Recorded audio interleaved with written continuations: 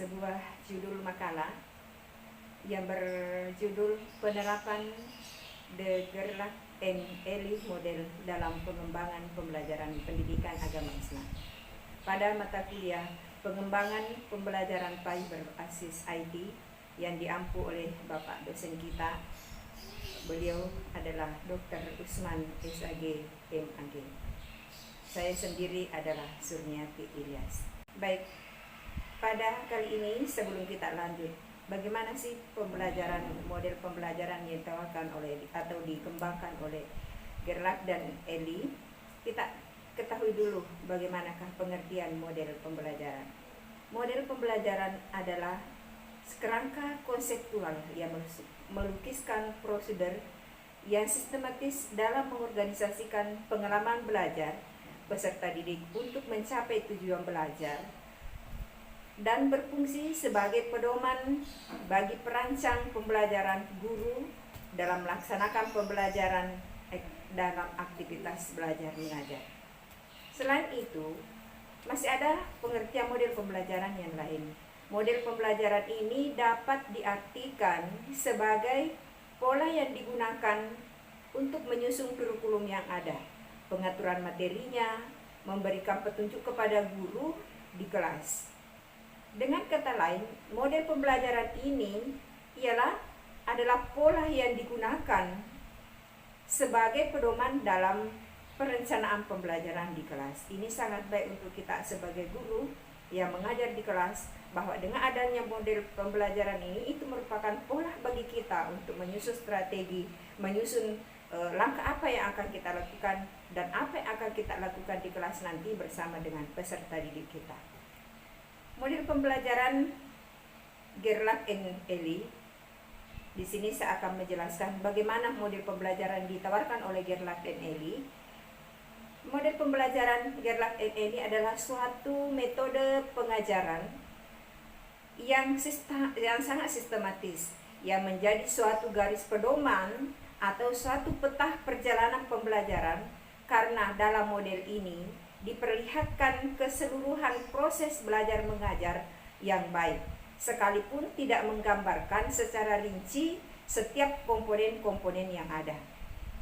Dalam model ini juga diperlihatkan hubungan antara elemen yang satu dengan elemen yang lain, serta menyajikan suatu pola urutan yang dapat dikembangkan dalam suatu rencana mengajar.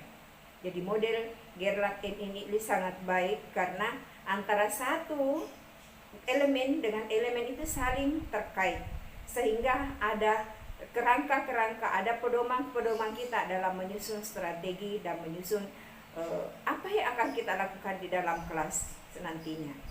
Selanjutnya, model Gerlach and Elie ini adalah dibangun berdasarkan dua dasar pemikiran, yaitu pendekatan sistematis dan pragmatis. Selain itu, model Gerlach and Elie juga menawarkan atau memberikan peran guru. Di sini, guru adalah koordinator pembelajaran sumber, bukan presenter tradisional informasi atau pengetahuan. Jadi guru di sini berfungsi sebagai koordinator pembelajaran. Dia merupakan sumber pembelajaran, bukan sebagai penceramah di dalam kelas. Tapi bagaimana guru bisa mengaktifkan situasi pembelajaran sehingga tercipta informasi, tercipta koordinasi, tercipta hubungan emosional antara siswa atau peserta didik dengan pendidik. Selanjutnya, model Gerlach and Elie juga ini menetapkan pemakaian produk teknologi pendidikan sebagai media dalam menyampaikan materi. Di sini model Gerlach and Elie di sini menekankan pemakaian IT dalam media pembelajaran, karena itu dapat merangsang siswa untuk bisa lebih fokus pada apa yang kita pelajari, lebih tertarik melihat, lebih tertarik untuk bisa belajar apa yang kita sampaikan kepada siswa dengan menggunakan media sesuai dengan zaman sekarang serba IT. Selanjutnya, model Gerlach and Elie juga ini cocok digunakan untuk semua kalangan, termasuk untuk pendidikan tingkat tinggi. karena di dalamnya terdapat ketentuan penentuan strategi yang cocok digunakan oleh peserta didik yang menerima materi yang kita sampaikan. Nah, di sini saya akan perlihatkan 10 peta konsep pengembangan sistem pendidikan menurut model Gerlach and Ely di sini. Di sini saya cuma tampilkan peta konsepnya. Sebentar pada slide selanjutnya nanti akan kita jelaskan apa peranan, apa pengertian dari setiap diagram yang saya tampilkan. Yang pertama, peta konsep yang ditawarkan oleh Gerlach and Ely ini, yang pertama specification of content, selanjutnya specification of objective, selanjutnya assessment of entering behavior, kemudian determination of strategy, kemudian selanjutnya organization of group, kemudian allocation of time, selanjutnya allocation of phase, dan ketujuh adalah selection of resources, selanjutnya evaluation of performance, dan terakhir analysis of fact build. Nah, di sini peta konsep ini kita akan jelaskan sebentar. Mari kita melangkah ke slide selanjutnya. Nah, di sini bagaimanakah penerapan model pembelajaran Gerlach and Ely ini dalam pengembangan pembelajaran pendidikan agama Islam? Kita tahu bahwa pendidikan agama Islam itu sudah ada dalam kurikulum nasional, di mana dalam kurikulum itu sudah jelas tujuan, standar kompetensinya, dan jelas indikator pencapaiannya. Nah, bagaimana mencocokkan antara model pembelajaran Gerlach and Ely ini dengan pendidikan agama Islam? Kita lihat di sini dalam model pembelajaran Gerlach and Ely ini itu penjelasannya, pemetaannya secara sangat sistematis, dan itu cocok untuk mata pelajaran pendidikan agama Islam. Contoh, saya kasih contoh di sini adalah contohnya dalam mata pelajaran pendidikan agama Islam, salah satunya adalah bidang studi atau mata pelajaran fikih dalam bab jinayah dan ketentuan hukum Islam. Di sini mempunyai tujuan. Apa tujuannya? Agar peserta didik dapat menjelaskan pengertian pembunuhan, dapat mengklarifikasi macam-macam pembunuhan, kemudian dapat menjelaskan dasar hukum larangan membunuh, dan dapat juga menjelaskan hikmah dilarangnya membunuh. Nah, selain itu dapat juga menjelaskan pengertian qisas, dapat menjelaskan hukum-hukum qisas, dapat mengklarifikasi macam-macam qisas, dan dapat menjelaskan syarat-syarat qisas, serta dapat menjelaskan hikmah qisas. Saya kira ini sangat cocok dengan model Gerlach and Ely ini, karena dalam penyajiannya itu secara sistematis, tersusun, pragmatis, sehingga dalam model pembelajaran ini sangatlah cocok untuk digunakan dalam mata pelajaran pendidikan agama Islam. Selanjutnya dalam model Gerlach and Ely ini, dalam pendidikan agama Islam itu merancang suatu model pembelajaran mulai daripada mendesain, kemudian merencanakan, kemudian dalam merencanakan itu tentu ada sistematis penyusunan materi-materinya, materi apa yang kita akan ajarkan, kemudian alokasi waktunya, kemudian evaluasi yang kita gunakan, itu semua diatur dalam model Gerlach and Ely yang kalau kita gunakan dalam mata pelajaran pendidikan agama Islam. Contohnya saya jelaskan di sini dalam satu contoh. Dalam satu semester itu ada 14 kali pertemuan. Misalnya terdapat 5 topik bahasan dan ada waktu yang digunakan itu 52 jam dalam satu tahun. Nah, inilah yang mendasari unsurnya, adanya unsur penyusunan program tahunan. Dari program tahunan kemudian kita menyusun program semester, dan kemudian kita mengacu pada silabus yang ada sesuai dengan kurikulum nasional yang ada dalam pendidikan agama Islam. Kemudian kita mengacu juga pada kalender pendidikan, di mana kalender pendidikan itu berlaku di sekolah mana kita berada. Tentu sesuai dengan otonomi sekolah masing-masing, kalender pendidikannya disesuaikan dengan tempat dan daerah di mana kita berada. Tentu di daerah misalnya Ambon tidak sama dengan daerah kita. Makanya di sini adanya silabus, adanya RPP, adanya kalender pendidikan, adanya program tahunan dan program semester, inilah yang menjadi acuan unsur utama untuk menyusun rencana pembelajaran yang akan kita ajarkan di dalam kelas. Selanjutnya, unsur-unsur dalam mendesain instruksional yang dikembangkan oleh Gerlach and Elie dalam penerapan pembelajaran pendidikan agama Islam ini. Tadi dalam peta konsep itu ada 10 kerangkanya, ada 10 pragmatisnya. Di sini kita akan jelaskan satu persatu. Nah, unsur-unsur yang tadi itu yang dikembangkan oleh Gerlach and Elie di sini, yang pertama adalah specification of objective, artinya merumuskan tujuan pembelajaran. Jadi tentu dalam kurikulum pendidikan agama Islam misalnya itu kan sudah ada kompetensi inti dan kompetensi dasar.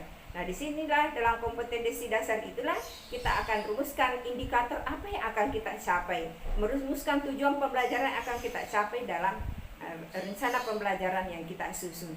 Kemudian yang kedua, specification of content, menentukan isi materi. Tentu dalam menyusun rencana pembelajaran ada materi yang akan kita ajarkan. Materinya apa, pokok bahasanya apa. Nah, itu sudah dijelaskan di situ. Selanjutnya, yang ketiga, menentukan menurut kemampuan atau assessment of entering behaviors. Artinya apa? Menurut kemampuan awal atau penilaian kemampuan awal siswa. Maksudnya di sini ada penilaian kita sebagai pendidik, kita sebagai guru harus mengetahui pengetahuan awal siswa kita dengan cara mengadakan pretest. Pretest di sini adalah menguji kemampuan siswa terhadap pokok bahasan yang telah dipelajari, apakah masih mampu untuk atau masih masih dia ingat pelajaran yang lalu. Ini untuk mengetahui bagaimana tingkat kemampuan siswa untuk mempelajari pelajaran selanjutnya. Selanjutnya, yang keempat adalah determination of strategy. Artinya apa? Menentukan teknik dan strategi yang akan kita laksanakan dalam kelas. Dalam RPP sudah jelas strategi apa yang akan kita laksanakan atau metode apa yang akan kita gunakan, langkah-langkah pembelajaran yang telah kita susun dalam RPP itu sudah tersusun dengan baik sebelum kita masuk dalam kelas. Selanjutnya adalah organization of group, artinya pengelompokan belajar. Maksudnya di sini adalah siswa dikelompokkan dalam pembelajaran. Dalam satu kelas misalnya terdapat 20 orang atau 30 orang siswa, maka di sini untuk memudahkan pembelajaran kita, pembahasan kita, maka dikelompokkanlah siswa itu menurut tingkat kemampuan dan pokok bahasan yang kita berikan kepada masing-masing kelompok sesuai dengan isi materi yang akan kita ajarkan dalam kelas pada saat dan waktu yang telah ditentukan. Selanjutnya, yang keenam, allocation of time, artinya menentukan pembagian waktu. Dalam RPP itu kan ada alokasi waktu, pembagian waktu. Misalnya Piki tadi alokasi waktunya dalam satu kali pertemuan itu adalah 1 kali 40 menit.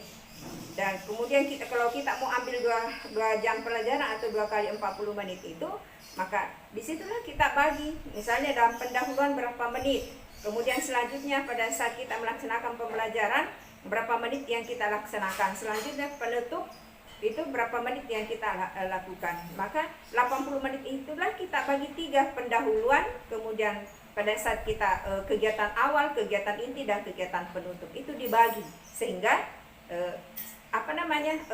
perencanaan kita itu berjalan sesuai dengan program yang telah kita rencanakan dalam RPP.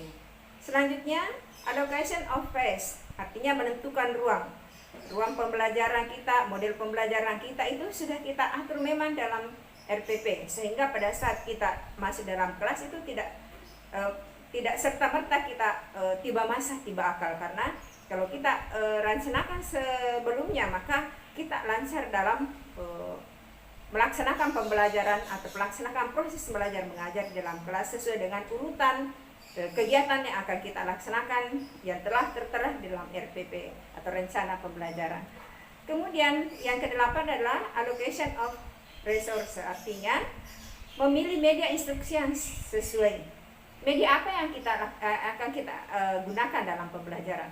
Apakah media pembelajaran menggunakan dengan layar proyektor atau video pembelajaran yang lain? Itu kan harus disesuaikan dengan isi materi yang akan kita ajarkan dan isi materi pokok bahasan yang telah kita rencanakan dalam RPP. Media pembelajaran, kalau misalnya itu membutuhkan video, maka kita tampilkan video. Karena dalam pembelajaran Gerlach NLI ini sedapat mungkin dan seharusnya kita menggunakan teknologi dalam media pembelajaran kita. Selanjutnya yang ke-9 adalah evaluation of performance, artinya mengevaluasi hasil belajar. Dan tentu pada saat kita melaksanakan proses pembelajaran untuk mengetahui berhasil tidaknya kita untuk pada saat kita melaksanakan pembelajaran, kita adakan evaluasi untuk mengetahui tingkat kemampuan siswa dalam menerima materi atau pembelajaran yang kita laksanakan. Selanjutnya menganalisis umpan balik atau analysis of feedback. Di sini keaktifan siswa dalam pembelajaran, umpan balik atau ada